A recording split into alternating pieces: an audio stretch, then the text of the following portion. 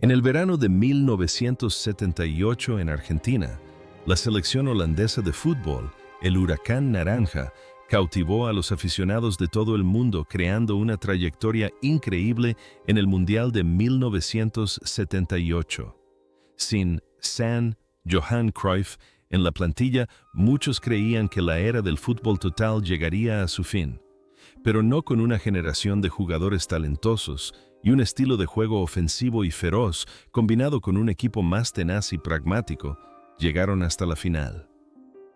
A pesar de perder contra la anfitriona Argentina en un partido polémico y dramático, la selección holandesa de 1978 se convirtió en un recuerdo imborrable apodada la mejor subcampeona de la historia.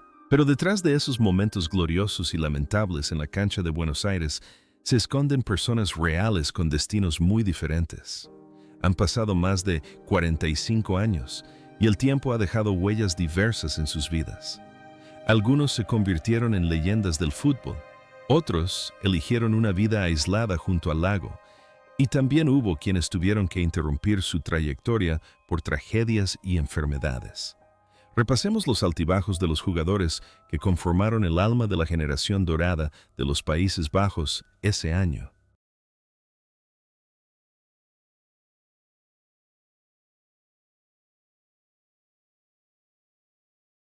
Han Youngblood, que entonces tenía 37 años, fue una de las figuras más excéntricas de la historia del fútbol, un portero que vestía la camiseta número 8 y a menudo jugaba sin guantes, simplemente porque creía que las manos desnudas le ayudaban a sentir el balón con mayor precisión. Siendo el jugador más veterano del torneo Youngblood, no impresionaba con espectaculares jugadas en plancha como los porteros tradicionales, pero poseía un arma invisible, la capacidad de leer el juego con agudeza y jugar alto como un auténtico líbero. Fue esta excentricidad, pero a la vez efectiva, la que se convirtió en una pieza clave del sistema de fútbol total, donde no solo era portero, sino también un enlace táctico desde atrás. La vida de Youngblood fue una tragedia griega. En 1984, su hijo Eric Youngblood, también portero, murió al ser alcanzado por un rayo en el campo durante un partido frente a los espectadores. El dolor lo atormentó el resto de su vida. Él mismo se desplomó de un infarto en el campo mientras trabajaba como segundo entrenador en 1988, pero afortunadamente sobrevivió. También era conocido por su afición a la pesca y en su día fue dueño de una tabaquería. Representaba a la clase popular y sencilla del mundo del fútbol. En el campo, Youngblood se mantuvo valientemente en la frágil portería. Fuera del campo soportó con valentía los rayos del destino. Nos enseñó una lección desgarradora de resiliencia. Tras un largo periodo de mala salud, el legendario portero número 8 falleció el 30 de agosto de 2023 a los 82 años. Su fallecimiento dejó un vacío nostálgico por una época en la que el fútbol estaba lleno de personalidades extrañas y genuinas.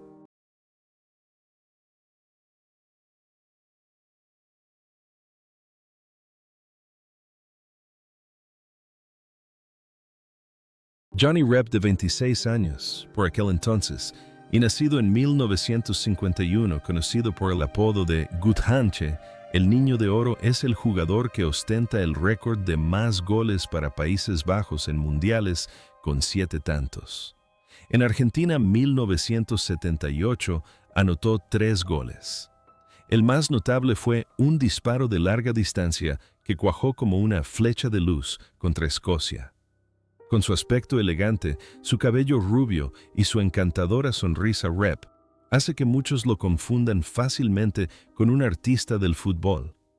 Sin embargo, tras ese rostro angelical, se esconde el instinto de un auténtico asesino, un estilo de juego improvisado, una velocidad vertiginosa y la capacidad de aparecer en el momento justo para castigar cualquier error del rival. Rep fue un símbolo de la generación de jugadores estrella de los años 70, talento combinado con problemas personales. Se mudó a Francia para jugar en el Bastia y el Saint-Étienne, donde vivió una vida de lujo. Tuvo varios matrimonios fallidos y admitió consumir estimulantes anfetaminas, algo normal en el fútbol de la época, pero impactante para las generaciones posteriores. Sin embargo, Rep siempre vive con optimismo. Escribe libros y participa en reality shows. No oculta sus momentos oscuros, sino que los enfrenta con humor. Johnny Rep encarnaba la frivolidad y el encanto del fútbol. Jugaba al fútbol como pasatiempo y vivía la vida como una aventura amorosa. Hoy, a sus 73 años, Johnny Rep aún conserva el porte de un buen chico. Vive en un cómodo apartamento, se reúne con sus fans con frecuencia y cuenta anécdotas divertidas sobre sus mejores momentos. Es la prueba de que a pesar de los errores, mientras seas fiel a ti mismo, seguirás siendo querido. Dick Nanninga, que entonces tenía 29 años, llegó al máximo escenario futbolístico mundial con un pasado insólito: obrero de la construcción, luego florista y solo más tarde una carrera profesional. Pero fue este hombre proveniente del fútbol amateur quien se convirtió en héroe en la final del Mundial de 1978. Nanninga salió del banquillo y logró lo que ni siquiera leyendas como Cruyff y Rensenbrink pudieron en ese partido marcar. Su potente cabezazo en el minuto 82, como un mazazo para el ambiente enardecido del Monumental, paralizó el estadio.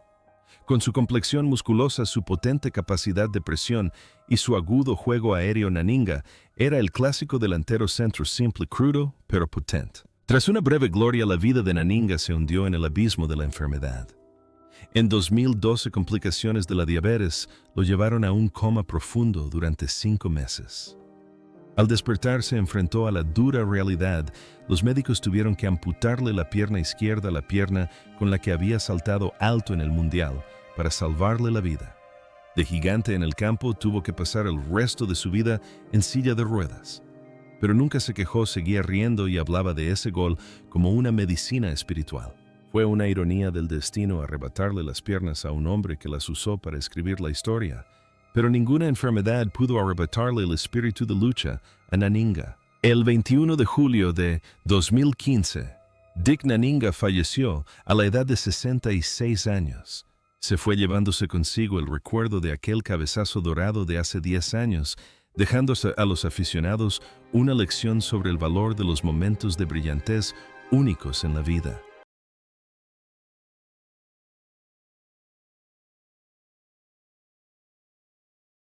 Arie Haan, el pilar del mediocampo holandés, conocido como Arie Bombari, por sus temibles disparos de larga distancia.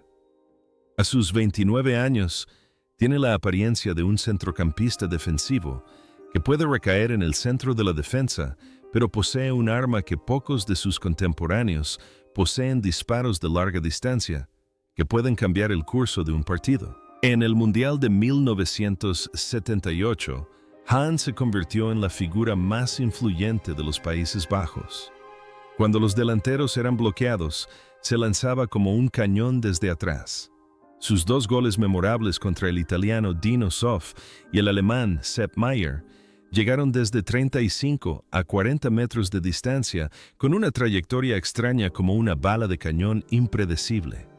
En la posición más retrasada del mediocampo, Haan era a la vez una plataforma de lanzamiento para los ataques y un asesino oculto del que cualquier portero debía estar alerta. Fue esta arma de largo alcance la que lo convirtió en una de las caras más distintivas de los Países Bajos en el torneo de ese año. Tras retirarse, Arie Haan se convirtió en un entrenador con una personalidad muy fuerte, incluso dictatorial. Dirigió grandes equipos como el Stuttgart y el Feyenoord, pero también estuvo dispuesto a ir a lugares inusuales como China, considerado el padre del fútbol chino moderno, Irán o Albania. Es famoso por su franqueza, sin miedo a chocar con los dirigentes ni con las estrellas. Su vida es una serie de conquistas continuas para afirmar su ego. Esos disparos temerarios de larga distancia de 1978 eran la esencia de Arie Haan, audaz, osado y poderoso. Siempre creyó en sí mismo sin importar las adversidades ni las dudas de los demás. A sus 76 años, Arie Haan ha elegido una vida aislada en la frontera entre Bélgica y España. Evita a los medios de comunicación y disfruta de su vejez rodeado de campos de golf y su familia. Deja un legado de tiro moderno, de larga distancia, recordando a la posteridad que a veces la distancia es solo un número si se tiene suficiente confianza.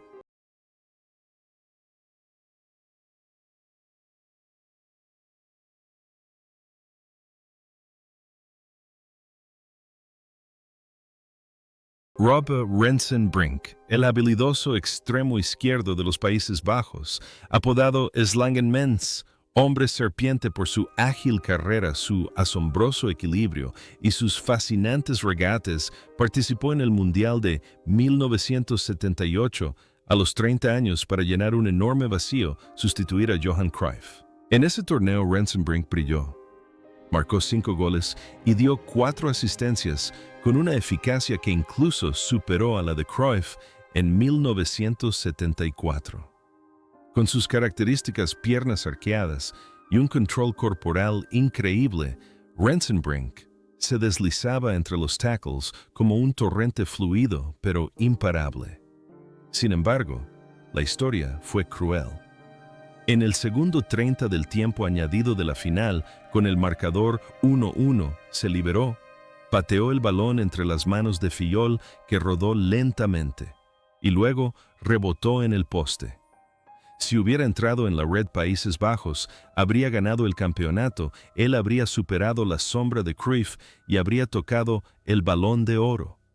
Pero ese frío golpe cerró la puerta al cielo, convirtiendo a Rensenbrink en un genio atormentado por un momento a escasos centímetros de la gloria. Tras ese fatídico momento, Rensenbrink volvió a la normalidad de una forma increíblemente tranquila. Era una superestrella, pero sufría de agorafobia. No le gustaban las entrevistas ni los focos. Compró una casa junto al lago en Ustsand y dedicó el resto de su vida a la pesca y la jardinería. Cuando le preguntaron por el disparo que dio en el poste, sonrió con tristeza. Fue el destino. Si hubiera entrado en la red, mi vida habría dado un vuelco y no me gusta el ruido. Aceptó con pesar que lo mencionaran en lugar de honrar su excepcional talento. Pelé lo calificó una vez como uno de los mejores jugadores del mundo. Rensenbrink era una paradoja, un talento brillante, pero una personalidad retraída.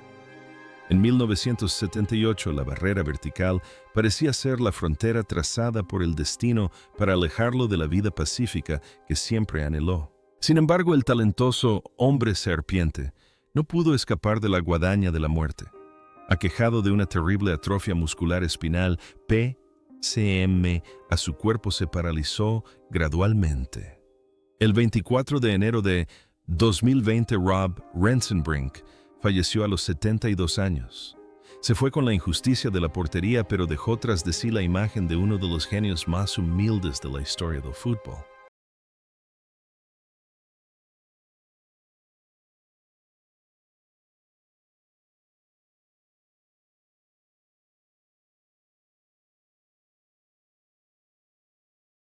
Wim Jansen no es el tipo de jugador que impresiona con jugadas llamativas.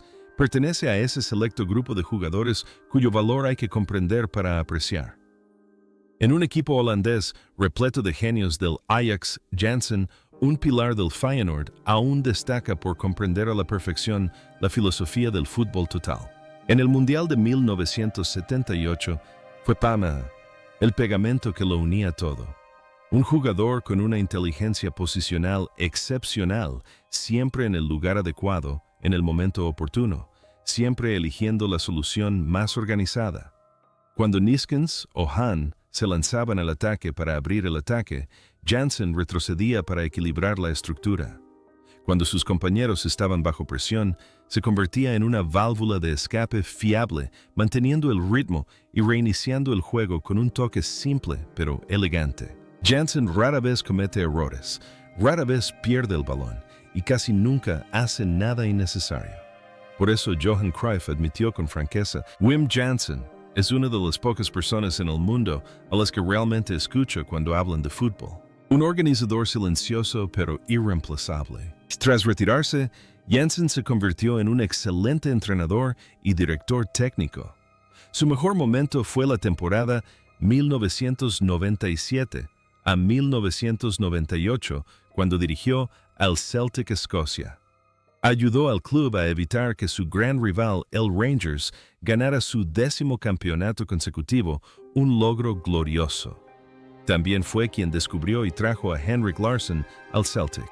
En la vida real, Jansen llevaba una vida extremadamente reservada. Era un amigo cercano y solía discutir tácticas con Cruyff hasta que falleció San Johan. Eran dos caras de la misma moneda, el brillante Cruyff y el taciturno Jansen. La sabiduría discreta de Jansen en el campo lo ha acompañado toda su vida. No necesita ser el centro de atención para demostrar su valía. Él es quien está entre bastidores creando éxito para los demás. En sus últimos años, su extraordinario intelecto se vio amenazado por la demencia. Es desgarrador que con una memoria táctica tan prodigiosa lo olvidara todo poco a poco. El 25 de enero de 2022, Wim Jansen falleció a los 75 años. Su fallecimiento marcó el fin de un diccionario viviente del fútbol holandés.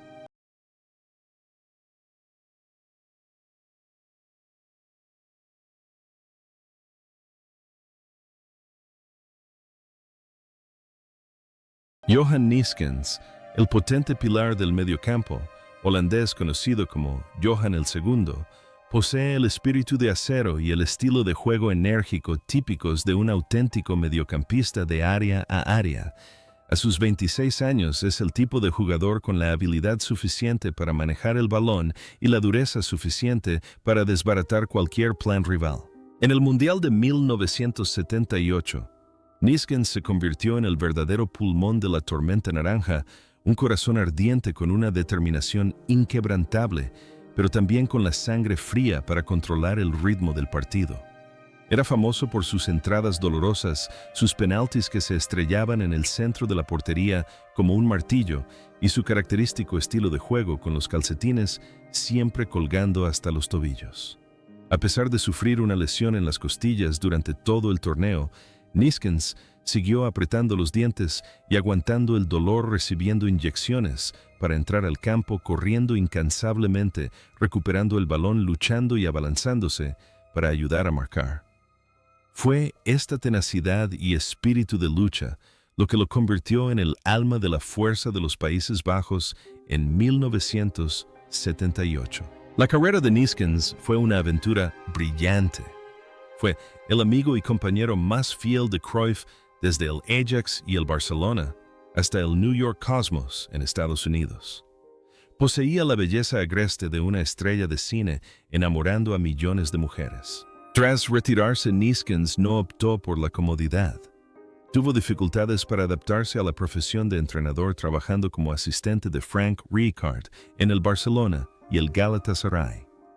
Participó en el proyecto World Coaches, viajando a los países más pobres para enseñar fútbol a niños.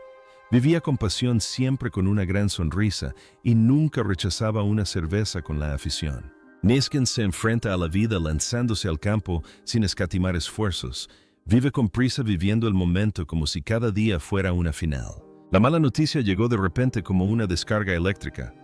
Mientras aún se esforzaba en su trabajo como entrenador en Argelia el 6 de octubre de 2024, Johan Neeskens falleció repentinamente a los 73 años.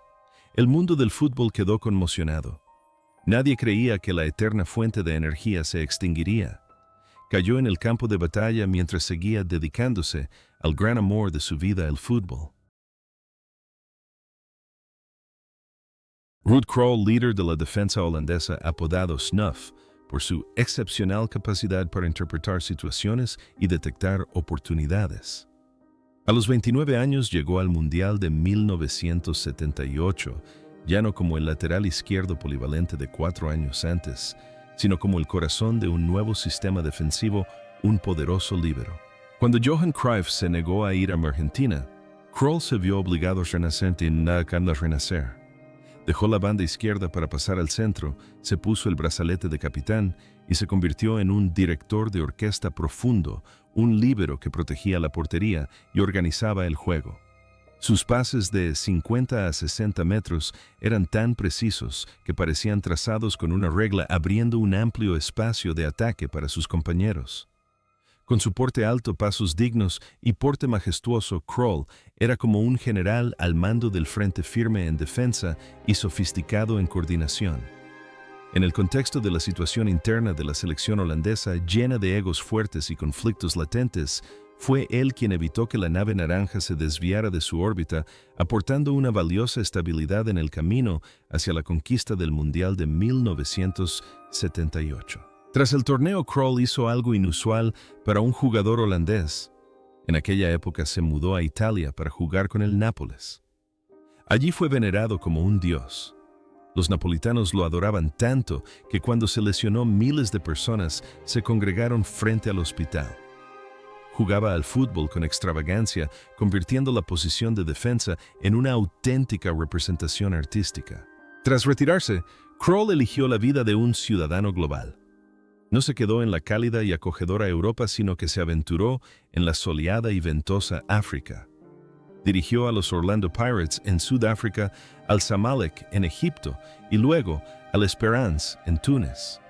Vivió en hoteles, viajó en largos vuelos y sembró la filosofía del fútbol total en tierras áridas.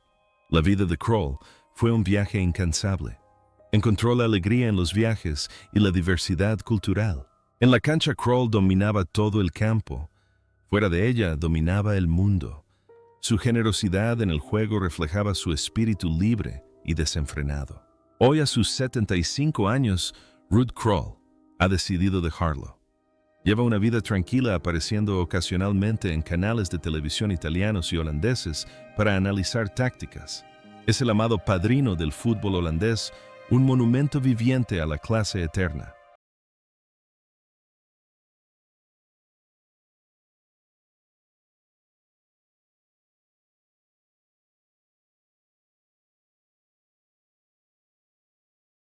Willy van de Kerkhoff, entonces de 26 años y apodado The Stofzuiger. Aspiradora, era el trabajador silencioso pero irreemplazable de la selección holandesa. Jugó los 7 partidos en Argentina como si cada pulmón de la cancha se llamara Willy. Si Johan Neskens era el corazón del equipo, entonces él era el pulmón incansable. El apodo de Aspiradora lo dice todo. Willy barría, recuperaba el balón y despejaba todos los peligros justo delante de la defensa, creando espacio para que los artistas de la primera línea desplegaran su creatividad. No hacía alarde de técnicas sofisticadas, pero era implacablemente efectivo. Fue la tenacidad, la constancia y la incansable ética de trabajo de Willy lo que mantuvo a toda la maquinaria en marcha, a pesar de la ausencia de Cruyff, a quien Holanda siempre intentó compensar en cada ocasión. Junto con su hermano gemelo René, Willy es un símbolo eterno del PSV Eindhoven. Un detalle interesante es que cuando el rey del fútbol, Pelé, seleccionó la lista FIFA 100, los 100 mejores jugadores vivos, Willy van de Kerkhoff fue incluido, un merecido reconocimiento por su silenciosa contribución. La vida de Willy es bastante tranquila y plena. Siempre acompaña a su hermano menor en todas las actividades, desde los negocios hasta ser embajador de la marca. Es un hombre de familia prestigioso y muy respetado en la villa futbolística holandesa. En la cancha, Willy limpia las faltas de sus compañeros. Fuera de ella, es un defensor de los valores tradicionales, responsable y firme como una roca. Hoy, a sus 73 años, Willy sigue sano y en forma. A menudo aparece en las gradas del Estadio Philips para animar al PSV. Es la prueba de que no necesitas ser un goleador, basta con dar lo mejor de ti en tu trabajo, y aún así te convertirás en una leyenda. René van de Kerkhoff, de 26 años, y apodado De Blinde, era la otra mitad de los famosos gemelos, pero su estilo era completamente diferente, feroz, directo y veloz, como un torbellino que se desliza por la banda derecha. Jugando también los 7 partidos en Argentina, René se convirtió en la punta de lanza más afilada de la selección holandesa, con sus sprints vertiginosos y su juego sin pretensiones. Antes de la final de 1978, casi fue suspendido porque tenía el brazo enyesado, considerado demasiado rígido y potencialmente peligroso, pero finalmente se le permitió jugar con un vendaje más suave. La imagen de René luchando con el brazo vendado se convirtió en un símbolo del espíritu holandés feroz, resiliente y sin rendirse jamás. La vida de René fue más agitada que la de su hermano Willy. También era una leyenda del PSV, pero tuvo una experiencia terrible en 1973. Casi fue secuestrado frente a su casa, pero por suerte escapó. Ese suceso impactó profundamente su psicología durante un tiempo. Tras jubilarse, René se dedicó al mundo de los negocios y tuvo mucho éxito. Él y su hermano Willy formaban una pareja inseparable en los programas de comentarios de fútbol, provocando risas con su humor y franqueza. El estilo de juego rápido y ofensivo de René refleja a un hombre siempre extrovertido y optimista. Pase lo que pase, sigue corriendo como antes driblaba por la banda. René tiene ahora 73 años y sigue viviendo feliz y con buena salud. La pareja Willy-René sigue siendo un tesoro nacional del fútbol holandés, representando la hermandad y la lealtad.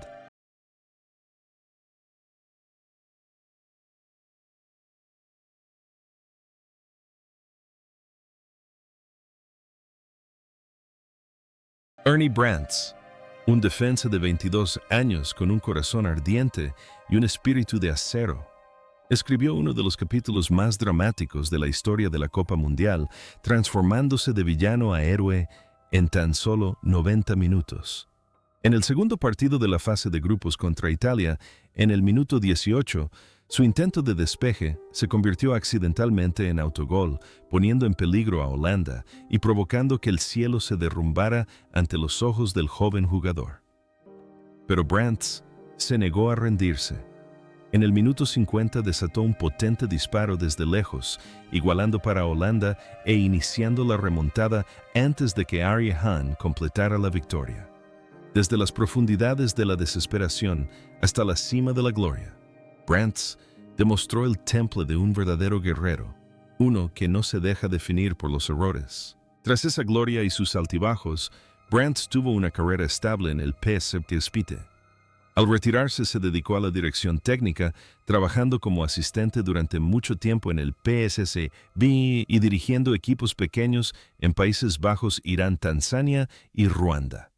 No armó revuelo en la prensa, sino que optó por trabajar en silencio, sentando las bases con paciencia para los equipos en los que trabajó. La historia de Brandts en el Mundial de 1978 fue la lección más importante de su vida. Los errores no son el fin, lo importante es cómo se corrigen. Llevó esa filosofía a su carrera como entrenador, siempre paciente con los errores de los jóvenes. Actualmente, Ernie Brandts, de 68 años, sigue vinculado al fútbol como entrenador y asesor. Es un ejemplo vivo de la voluntad de superar la adversidad para afirmar el propio valor. Piet Schrijvers, a sus 31 años, llegó al Mundial de 1978 como un oso gigante custodiando la portería holandesa, con un cuerpo de casi 100 kilogramos, pero con reflejos increíblemente rápidos. Fue el portero titular de la Oranje en los primeros compases del torneo No Youngblood, y fue su excelente estado de forma lo que contribuyó a que Países Bajos llegara hasta la ronda final. Sin embargo, el cruel destino eligió a Schrijvers en un momento inesperado. En el partido contra Italia, tras un fuerte choque con su compañero Ernie Brandts, que derivó en un autogol, sufrió una grave lesión y tuvo que abandonar el campo en camilla. Esa lesión le privó de la oportunidad de ser titular en la histórica final, cediendo el puesto al veterano Youngblood. Desde el banquillo, Schrijvers solo pudo ver a sus compañeros luchar y luego desplomarse cargando con el dolor en silencio en el umbral del cielo. Schrijvers es una leyenda del Ajax con 5 campeonatos nacionales. Tras el fútbol se retiró para dedicarse al sector de materiales de construcción. Pero en los últimos años de su vida, el valiente oso tuvo que enfrentarse a un enemigo invisible pero cruel, el Alzheimer. La enfermedad fue erosionando su memoria, llevándose consigo el recuerdo de sus paradas milagrosas. Un portero pasa toda su vida protegiendo la portería, pero al final no puede proteger su propia memoria. La firmeza del cuerpo contrasta completamente con la fragilidad de la mente a medida que envejecemos. El 7 de septiembre de 2022, Piet Schrijvers falleció a los 75 años. Su fallecimiento dejó a la afición del Ajax y de los Países Bajos de luto. Se perdió la final del Mundial y finalmente echó de menos sus propios recuerdos antes de fallecer.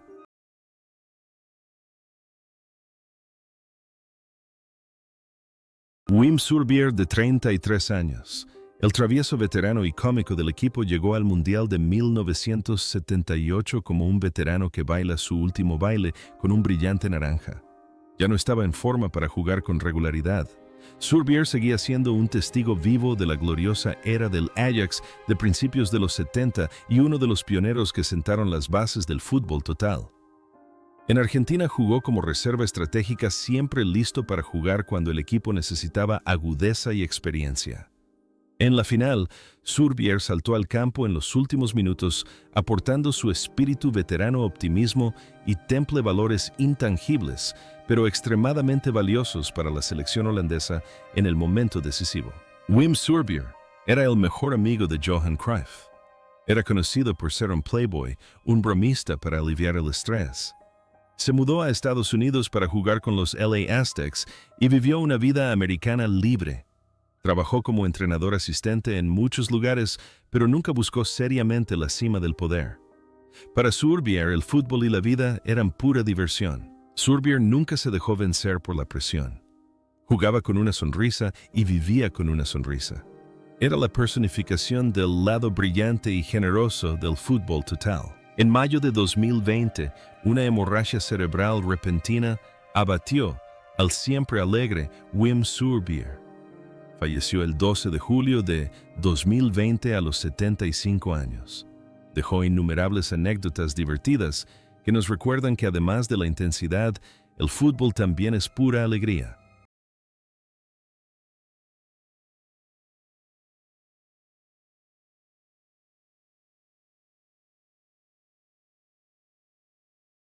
Jan Poortvliet, en defensa de 22 años, debutó en el Mundial de 1978 como un joven en medio de una tormenta y el destino lo impulsó a la histórica final contra Argentina. Cuando sus jugadores mayores se lesionaron uno tras otro, Poortvliet se convirtió en la sorpresiva elección para la titularidad, un gran desafío contra el Monumental y los veteranos delanteros locales. A pesar de su inexperiencia, luchó con todo su entusiasmo, aprovechando su juventud para compensar su falta de experiencia. Al final Holanda perdió, pero respirar la atmósfera sofocante pero gloriosa de una final del Mundial a los 22 años se convirtió en el valor más valioso de la carrera de Poortvliet. La carrera de Poortvliet como jugador estuvo ligada al PSV. Tras retirarse se convirtió en un buen entrenador de fútbol juvenil. Lideró al Southampton en la Premier League con una filosofía ofensiva y confianza en los jóvenes jugadores como él mismo en el pasado. Es una persona emotiva, siempre cercana a sus alumnos y los inspira. Recibiendo una oportunidad desde muy joven, Poortvliet dedicó su vida a brindar oportunidades a otros jóvenes. Fue un puente entre generaciones y un maestro dedicado. Pero la vida fue breve para aquel hombre noble.